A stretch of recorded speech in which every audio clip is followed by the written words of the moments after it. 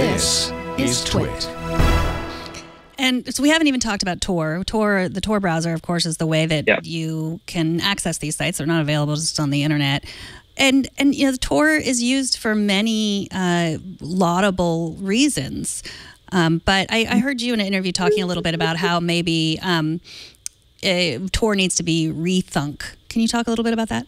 Rethought. Well, the original reason TOR existed was because it was built by the U.S. Navy. And the idea was, okay, we are overseas. We have soldiers overseas and Marines and so on and so forth, and they need to be able to communicate with their family and even talk to, supervisors or whatever, sometimes over the normal internet. And we want them to be able to do so in a secure way. So if they're in North Korea and they want to email their mom and say, hey, I'm fine, or their wife or husband or whatever, they can log on to the internet, not North Korea, but you know what I'm saying.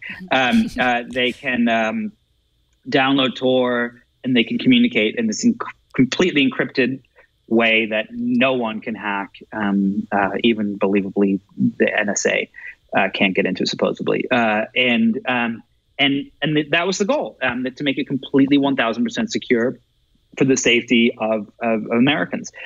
And I think it was about a month ago, one of the folks who created TOR talked about publicly how disappointed they are with what TOR became because, and this is a quote, that 95% of all things taking place on TOR are illegal and nefarious.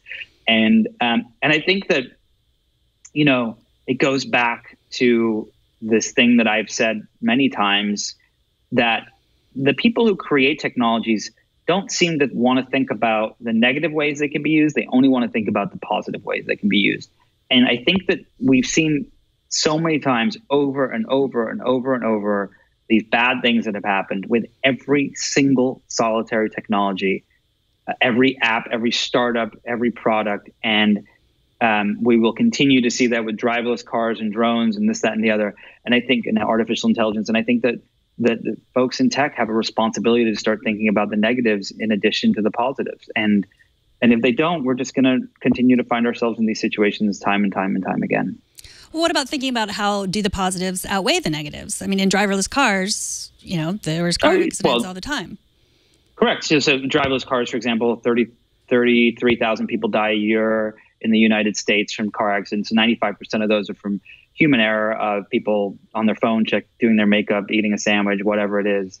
Globally, 1.2 million people die a year in car accidents.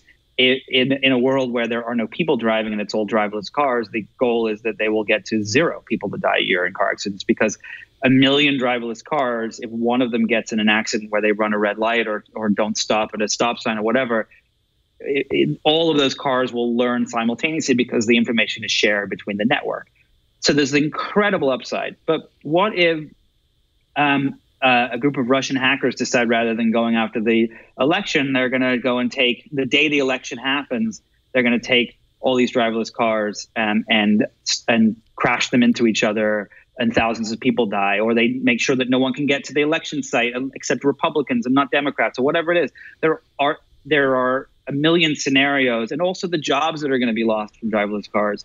There are 10.5 million truckers on the road who are going to see their jobs vanish in the next 10 to 15 years. It's the industries that support the truckers, the rest stops across the when you drive across the country, driverless trucks don't stop to go to the bathroom or get a sandwich. The Burger Kings, the hotels, this, that, and the other.